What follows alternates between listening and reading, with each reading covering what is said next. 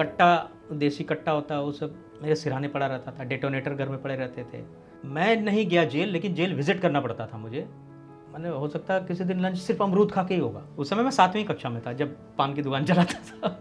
मेरा बेस्ट अभी तक बचा हुआ मेरे वॉल्ट में है। नमस्कार, मैं हूं आशीष। दोस्तों, कहते हैं संघर्ष की रात जितनी लंबी होती है, सफलता के दिन उससे भी ज़्यादा लंबे होते हैं। एक ऐसे ही कलाकार, एक ऐसे ही उम्दा इंसान, राजेश जैश जी। नमस्कार। छोटे से शहर से अब मुंबई मैक्सिम सिटी यहाँ तक आने का जो एक सफ़र है वो कमाल है। तो उससे आप पहले शुरुआत से बताइए मुझे। तो बचपन ये भी था, मैंने ये पता था पिताजी एयरफोर्स में थे। जो मैंने उनको देखा उस वक्त एयरफोर्स में वो नहीं थे। बहुत धुंधली सी याद है मुझे, इतनी सी याद है कि वो तबला बजाते हुए देखता था और मैं एकदम उनको अद्भुत रस में देखता रहता था, या फ्लूट बजाते हुए देखता था। और एकदम कैलियोग्राफी में इंग्लिश लिखते थे, बड़ा अच्छा इंग्लिश बोलते थे और उर्दू में लिखते थे। हमारे घर में उर्दू के अखबार मैगजीन वगैरह आती थी, वो पढ़ते थे। फ्रंटियर से जो लोग आए हुए हैं जैसे धर्मेंद्र, दिलीप कुमार टाइप लोग हैं ना, जो अभी भी उर्दू में ही लिखते हैं, तो उस तरह का था। पार्टीशन के पहले उधर आप पाकिस्तान की तरफ तो से। मेरे जो पिताजी थे वो भी उर्दू में पढ़ते थे, देखता था मैं।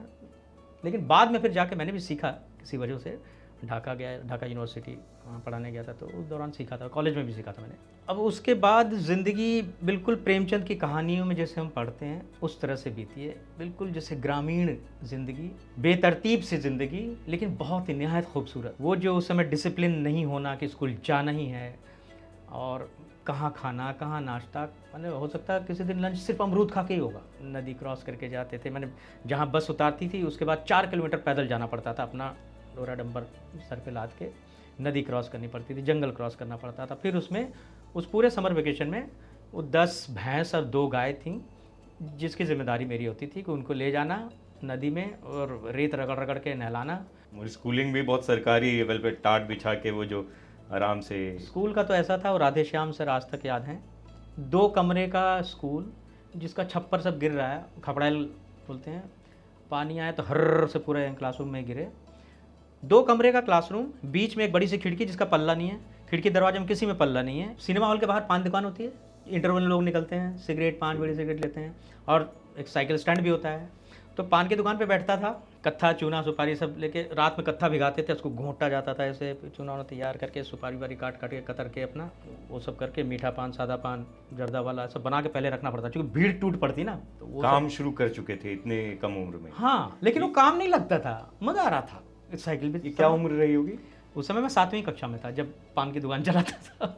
आप काम मांगने गए थे खुद से? नहीं, उसके पीछे कहानी ये थी कि अचानक 8वीं कक्षा में स्कूल ने सर्कुलर निकाल दिया कि यूनिफॉर्म पहनना है, सफ़ेद शर्ट, सफ़ेद पैंट और किरमिच का सफ़ेद वाला जूता। अब वो हमारे पास था नहीं, ये करना पड़ा कि चलो कुछ पैसे आ जाएंगे।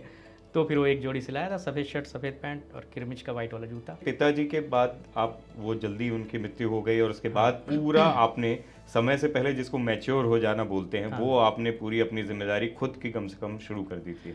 क्योंकि घर में कुछ ऐसी एक्टिविटीज़ हो रही थी जो मुझे ठीक नहीं लग रहा था। बड़े भाई कर रहे थे, कट्टा, देसी कट्टा होता है वो सब मेरे सिरहाने पड़ा रहता था, डेटोनेटर घर में पड़े रहते थे, ग्रेनेड भी देखा कई बार, जाली नोट का सूटकेस। तो वो सब देख के ठीक नहीं लगता था। और मैं नहीं गया जेल, लेकिन जेल विजिट करना पड़ता था मुझे, खाना वाना लेके। क्रिमिनल्स के पैर छूने पड़ते थे। मैंने, ये फला सिंह है, इन्हें भुजाली से 2 लोगों को काट दिया था, पैर छू, प्रणाम चचा, खुश रहो। तो ये सब मुझे ठीक नहीं लग रहा था कि no, this is not the right place for me to be. Theatre के साथ में आपका इंट्रोडक्शन हुआ, वो भी अद्भुत कहानी है, उसके बारे में बताइए आप। तो मैंने सोचा देखें, आज तक टेरेस पे गया नहीं हूँ कॉलेज के, जाके देखता हूँ क्या। तो गया ऊपर, तो देखा गोल घेरा बना के कुछ लड़के लोग बैठे हैं, कुछ कर रहे हैं, नाच गाना बजाना। तो उसमें एक ने बुलाया मुझे, ए उधर क्या खड़ा है, इधर आओ। मैं गया, गाना गाएगा? मैंने कोशिश करेगा। तो गाया तो अच्छा लगा। बोले डांस करेगा? मैंने कहा ट्राई करेगा। तो कुछ बजाता है, वो ढोल दे दिया। तो दिन दिन धगे धगे ना कत्ता, धगे धगे दिन ना दा, है ना, दादी ना दाती ना, दादी ना दाती ना, सब कर दिया। अब उसके बाद वो लाइन वाइन पढ़ने लगे, सब करने लगे। तो उन्होंने कहा नाटक करेगा? वहाँ करते हैं ना। बाहर थिएटर ग्रुप भी था, युवा रंगमंच, जो बहुत ही सम्मानित युवा रंगमंच रांची में है। वहाँ से कई एनएसडी वाले निकले, वहाँ से निकल के एनएसडी किया। तो मेरे पूरे लाइफ को मैंने सेट करने में उनका बहुत बड़ा हाथ है। अजय मलकानी जी का। मोटर रूम जो होता है ना, जो मोटर चलता है पानी खींचने वाला, तो छोटा सा रूम होता है, उसमें हुर्र चलता रहता है, उसमें वॉचमैन सोता था। तो उस वॉचमैन को पटा के मैंने उससे किराया पे लिया, मैंने उसने सबलेट किया मुझे 20 रुपये पर महीने पे। और उसकी एक चटाई थी बड़ी, बांस के उससे बनी थी ना वो चटाई, मेरे पास कुछ नहीं था, तो वो चटाई पे रहना शुरू किया था। तो उन्होंने कहा अच्छा वहाँ ऐसे रहते हो तो आ जाओ मेरे घर। चूँकि अजय मलकानी जी का एनएसडी में सिलेक्शन हुआ था और कुछ दिनों बाद उनको एनएसडी आना था स्टडी लीव में ज्वाइन करने। तो उन्होंने कहा मेरी पत्नी वहीं रहेंगी और मेड सर्वेंट भी है, तो तुम आ जाओ घर में, तो उनको भी साथ मिल जाएगा, तुम्हें ट्रस्ट था आपके ऊपर, खाने पीने की व्यवस्था हो जाएगी। अब चूंकि उस समय तक जर्नलिज्म की वजह से भी लोग जानने लगे थे, लिखने लगा था, तो दूसरे बहुत सारे लोगों ने इनवाइट किया अपने ग्रुप में, लेकिन मैंने ज्वाइन नहीं किया क्योंकि सर के साथ वो तो ऐसा रिश्ता था कि उस मैंने कोई दूसरा उसकी जगह नहीं ले सकता था। तो मैंने कहा ठीक है IIMC जाऊँगा, जर्नलिज्म, फिर जर्नलिस्ट बनूंगा। अरे IIMC क्या बात कर रहे हो, सब बहुत इंटेलिजेंट और बड़े रसूख वाले लोगों का होता है। तो मेरे मैं कभी सामने रिएक्ट नहीं करता हूँ, लेकिन अंदर ले लेता हूँ और जज्ब रखता हूँ कि अब इसको जो है कोई चैलेंज देता है तो उसको हाँ, बड़े प्यार पॉजिटिव से, और वो चैलेंज से ही मैं निकलता हूँ आगे। तो उसी खुन्नस में भरा, असिस्टेंट का कोस्ट गार्ड में असिस्टेंट कमांडेंट का निकला था, वो भी भरा, उसमें भी हुआ NSD में। और IIMC Indian institute of mass communication for Hindi journalism, अपना जिसको काउबेल्ट बोलते हैं, वहाँ से थे, तो हिंदी के प्रति अथाह प्रेम, तो हमने हिंदी में भरा। अंग्रेजी में भरना भी नहीं था। रिजल्ट निकला, देखा तो हुआ नहीं, मेरा नाम ही नहीं था। मैं विश्वास नहीं कर पाया कि ऐसा हो नहीं सकता, क्योंकि इतना अच्छा लिखा था। झटका लगा था। हाँ झटका लगा, मैंने इतना काम किया, इतना सटीक आंसर दिया, इमोशनल भी हो गए थे। हाँ ऐसे खड़ा था। तो दूसरी लिस्ट थी, उसमें मैंने देखा सबसे ऊपर टॉप में मेरा नाम है, राजेश जैस, post graduation in English journalism का लिस्ट था वो। तो मुझे लगा कुछ क्लरिकल मिस्टेक हो गया होगा, तो एडमिन में गया, मैंने कहा कि भाई देख लीजिए थोड़ी गड़बड़ी हो गई है, इंग्लिश वाले में मेरा नाम निकल गया, ठीक कर दीजिए। NSD में भी हो गया था उसी समय पैरेलल उसी समय। तो NSD में लेकिन एक पेंच था कि 1300 रुपये का बैंक ड्राफ्ट जमा करना पड़ता जो है, कि थे नहीं आपके पास, ज्वाइन करने के लिए। तो मैंने दोस्तों को बताया भाई NSD अपने बस की ना है, हो तो गया ठीक है, 1300 रुपये कहाँ से लाऊँ, तो मैं जर्नलिस्ट बन जाऊँगा। तो उन लोगों ने इकट्ठे करके 1300 रुपये का ड्राफ्ट बनाया, एक ट्रंक दिया जो आज तक है मेरे पास। उसमें कच्छे, बनियान, बेल्ट, खाने पीने की चीज़ें, सॉक्स, ये सब भर के, और टिकट ट्रेन की दी। बोले बेटा तू तो एक्टर ही बनेगा, तो जर्नलिस्ट नहीं बनेगा। उन लोगों ने डिसाइड किया मेरा करियर, और बाकायदा बैंड बजाया रांची रेलवे स्टेशन पे, पौ पौ पौ पौ पौ पौ पौ पौ, माला वाला पहना के मुझे बिठाया। सब देख रहे थे, कुछ विशेष है ये, कोई अलग ही व्यक्ति है, सब देख रहे थे। अब वहाँ से निकला, टाटी सिलवे, नामको में सब क्रॉस करते हो, आंखों से झरझर आंसू गिर रहा है कि अपना शहर छोड़ के जा रहा हूँ, पता नहीं क्या होगा। मेरा हाथ है टिकट, मैं उधर बिना देखे खिड़की से बाहर देखते, आगे आंसू गिरा, टिकट ही निकाल कैसे दिया। तो उधर से जवाब है ये तो काल का टिकट है। तो मैंने है दादा, बोले ये काल का टिकट है, येस्टरडे का है। निकल गया जो कल। तो फिर मैंने कहा क्या तो कहाँ जा रहे हैं, मैंने दिल्ली, किस लिए? मैंने कहा sir national school of drama, मेरा नेशनल स्कूल ड्रामा तुम्हारा एडमिशन हुआ कैसे? वो जानता था आदमी। तो बाद में पता लगा कि वो थिएटर करने वाले थे, TT उस साइड बहुत होता है ऐसे, बैंक में जॉब करते हैं, रेलवे में जॉब करते हैं, लेकिन थिएटर करते हैं। तो बंगाली दादा थे, तो बोला तुम्हारा NSD में हो गया, कुछ है पेपर? मैंने कहा हाँ दिखाया, देखे जॉइनिंग लेटर। तो खुश हो गए, बोले अच्छा ठीक है। तो कुछ पर्ची उर्ची काटा, कुछ पैसे लिए, फिर दिल्ली आके ज्वाइन कर लिया। मतलब धनबाद पहुंचा, धनबाद से शायद कोई कालका ट्रेन थी, क्या थी, आखिरी ट्रेन थी, रात हो चुकी थी, और किसी ने बताया इसके बाद दिल्ली वाली कोई ट्रेन नहीं। अब अगर उसको नहीं पकड़ता तो वहाँ इंटरव्यू में नहीं पहुँच सकता था। कोलकाता में दिया था मैंने रिटन एग्ज़ाम, और ये इंटरव्यू था दिल्ली में। मतलब एकदम फिल्मी सीन था कि ये ट्रेन निकल रही है, इसके बाद कोई ट्रेन नहीं है। और वो लास्ट वाला TT के डब्बे से पहले, 1-2 डिब्बे पहले तक पता नहीं कहाँ से वो एनर्जी आई, शक्ति आई, और मैं लटक गया। और वो झोला छाप थिएटर है ना, झोला कपड़े का होता है, उसमें सब सर्टिफिकेट्स तब कस के लपेटा हुआ। खैर किसी को दया आई, खोल दिया, अंदर गया। राजेश कुमार गुप्ता, पवन नाम का दोस्त है, तो उसने बोला कहाँ रहेगा? तो मैंने कहा देखें अब कहाँ रहता हूँ, ढूंढता हूँ। तो एक काम कर, तो बोला तू वहाँ रह ले, उसमें बाथरूम है अटैच, और खाली काम करना होगा कि बहुत सारे प्लांट्स हैं, नर्सरी जैसा ऊपर छत पे, उसको पानी पटाना होगा, और भैया हैं मेरे, उनके बच्चे हैं, उनको थोड़ा पढ़ा देना। और दिल्ली से मुंबई आने का किस्सा भी तो है।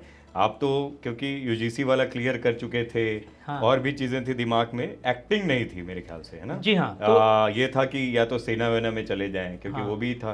तो कैसे आए वो किस्सा, बहुत इंटरेस्टिंग है, वो बताओ। मन में था एक्टर बनना, लेकिन second line of defence, third line of defence, fourth line of defence तैयार करना था कि अगर एक्टर नहीं बन पाया तो दूसरा तैयार रहे।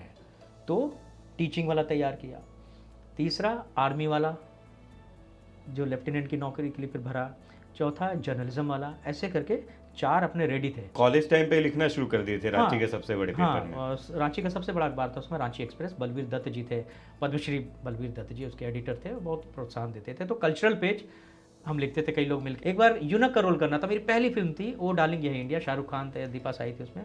तो केतन मेहता डायरेक्टर थे, उन्होंने कहा कि यहाँ यूनक का रोल है, तो कुछ है आइडिया। मैंने यूनक के साथ कभी वास्ता पढ़ा नहीं, तो ये बम्बैया यूनक है, ये अलग होते हैं, तो थोड़ा स्टडी करो। तो गया गिरगांव चौपाटी अध्ययन करने उनको, उस चक्कर में मेरे पैसे लुटा गए। मैं पुलिस चौकी में गया और अपना परिचय दिया, एक्टर वैसे से आया था यूनक को देखने के लिए, ऐसा ऐसा हुआ। उन्होंने कुछ नहीं, कितना पैसा था, मैंने 700 रुपये, ए लेके जा रहे। वो गए उधर कहीं खुपचे में, एक आदमी बैठा था लुंगी पहन के खटिया पे, कितना था, 10, दे दिया, चुपचाप लेके आ गया। आपके अलावा तो सब वो सभी हर तरह की जो शौक है वो पूरे हाँ, तो करने वाले इसीलिए थे। सही बंदे को जिम्मा दिया गया ना। 700 रुपये पर हेड आता था, किचन संभल जाता था। एनएसडी जैसे इतने बड़े संस्थान में ट्रेनिंग मिली है, इतने सालों का एक एक्सपीरियंस है, उसके बाद भी आज भी क्राफ्ट पे अपने काम कर रहे हैं। और मैंने अभी तक अपना बेस्ट नहीं दिया है। मेरा बेस्ट अभी तक बचा हुआ मेरे वॉल्ट में है, because I know, I am quite confident, dam confident कि वॉट आई कैन डू। शादी में अपने कौन रोता है और क्यों रोता है, वो मुझे बताइए। मेरा पहला एजेंडा था कि सबसे बालिग होते हुए सबसे पहले शादी कर लूँगा, फिर काम पे कंसंट्रेट करूँगा, तो नहीं हो पा रही थी। तो खूब यहाँ मैट्रिमोनियल में दिए, ये सब .com नहीं थे तब। तो मैंने साफ साफ लिखा था, एक्टर, अलोन, टी टोटलर, है ना, कोई स्यापा नहीं है, और पढ़ा लिखा एक सभ्य सुसंस्कृत लड़की ढूंढ रहा हूँ। मुझे लगा कि वर्क नहीं कर रहा है, ये तो बेइज्जती हो जा रही है, हर बार रिजेक्ट भी हो रहा हूँ। तो फिर मेरे जान पहचान वाली यहाँ फैमिली है, यहाँ मुंबई में एक फैमिली है, नैथानी फैमिली, बहुत माने रेप्यूटेड फैमिली है, उनके यहाँ मेरा आना जाना था। तो वो देख रहे थे बहुत सालों से, और मैं बोलता था शादी हो जाए, शादी हो। मेरे लिए बहुत, मेरे शुभचिंतक लोग भी परेशान थे शादी कराने के लिए।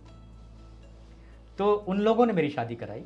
तो ये जो अभी मेरी पत्नी है, सिखणी है, एकदम वेजिटेरियन, अमृत चखी हुई हैं, born in Amritsar, brought up in Mumbai, now she is home maker.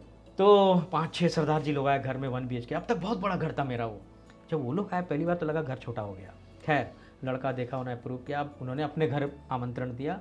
तो वाशी में उनका घर है, तो उसमें अपना संजय मिश्रा, तिग्मांशु धूलिया, अरविंद पांडे, ऐसे ऐसे दोस्त, आदित्य श्रीवास्तव जो CID के अभिजीत हैं, हम सब अपना इंगेजमेंट के लिए। भाई अपना लड़का तो ही हिंदू है जी, वो पग न बांधेगा, बिना पग के शादी करेगा। यार बोले भाई साहब यार गुरुद्वारा पग तो बांधनी पड़ती है। वो बोले ना ना ऐसे ना होगा जी। मस्ती कर रहे थे वो, मस्ती कर रहे थे, टाइम पास कर रहे थे, उनको मजे। वो सब शादीशुदा थे, सब बोलते थे लोग कि अबे तू तेरी ज़िंदगी देख के हमें रश्क होता है, थोड़ा ऐश कर और माने मौज कर, बैचलर है, ये ज़िंदगी दोबारा नहीं आएगी। फेरे गिन रहा था, 1 2 3 4, बैठ जाओ पुत्र। मैंने कहा नहीं अभी 3 4 ही हुए हैं। अब मैं अड़ा रहा, वो बोले नहीं हो गया। मैंने कहा नहीं हुआ है, 7 होते हैं, 4 ही हुआ है। मैं गिन रहा था, मैंने बहुत शादियाँ की है सीरियल में, 7 ही होते हैं। फिर उनको समझ में आया कि उसको पता ही नहीं है रस्म और रिवाज यहाँ का। तो ससुर जी ने बोला बेटा इतने 4 ही होते हैं। तो फिर मैं बैठा वाइफ के बगल में। अब ऐसे पैन किया तो देखा सब ब्लड रिलेटिव्स हैं इसके वाइफ के। इधर देखा मेरे दोस्त यार सब, अनूप सोनी, आदित्य श्रीवास्तव, इरफान खान, संजय मिश्रा, ये सब लोग, विनीत कुमार सभी, मतलब एनएसडी के जितने तो दोस्त हैं। पता नहीं क्यों कहाँ से वो क्या वो लग गया, करे मेरा अपना कोई नहीं है, मेरे घर का, मेरे ब्लड रिलेटिव कोई नहीं है। पता नहीं कहाँ से है, अनप्लान्ड। इसके पहले तक मैं ना मस्ती कर रहा था बहुत, पता है, हाँ यही कर रहा था। जो झर आंसू बहने लगे, वाइफ एकदम सकपका गई। अच्छा, वाइफ से कोई डेटिंग वेटिंग भी सच नहीं हुई थी, लड़की देखने के आया था। उसके बाद एक बार बांद्रा में गाड़ी में ही मिले थे, अपनी मारुति कार में बैठे, 5 मिनट के लिए मिले। हाँ पापा ने कहा इतने तक, इससे ज़्यादा नहीं। तो चली गई थी वहाँ से वापस। तो वो भी ज़्यादा जानती नहीं थी, वो अपना रुमाल दिया और पूरा वहाँ से पहुँचा। तो समझ में नहीं आया हुआ क्या। बाद में 2 लोगों ने बताया कि शायद ये ट्रिप लग गया था इनका। वो OTT के आने से आपके जैसे जो क्राफ्ट पे काम करने वाले एक्टर हैं उनका काफ़ी फ़ायदा हुआ है। हाँ, इज्जत बचा दी इन लोगों ने। नहीं तो मैं टेलीविज़न किए लास्ट 2013-14 में किया है। और मतलब कुछ मैंने टेलीविज़न को मैं वैसे वो नहीं कर रहा हूँ कि वो भी एक सिस्टम है, एक बहुत प्रेशर के तहत काम होता है कि वो हर दिन एपिसोड जाना है, बहुत प्रेशर में काम करते हैं। हम बोलते हैं एक टेक और अच्छा दे सकते हैं, नहीं सर बहुत अच्छा टेक, कौन सा ऑस्कर में जा रहा है ऐसे बोलते हैं। वो समझ में आता है क्योंकि उनके ऊपर प्रेशर है। लेकिन मैंने 2 बार ऐसा हुआ कि मैं शूटिंग से लौट रहा हूँ फिल्म सिटी में, गाड़ी रोक के अकेले रो रहा हूँ घर जाने के पहले, साला इसीलिए आया था बम्बई, 4 रुपल्ली मुँह के फेंक देते हैं, ऐसे ऐसा लाइन बुलवा लेते हैं मेरे से।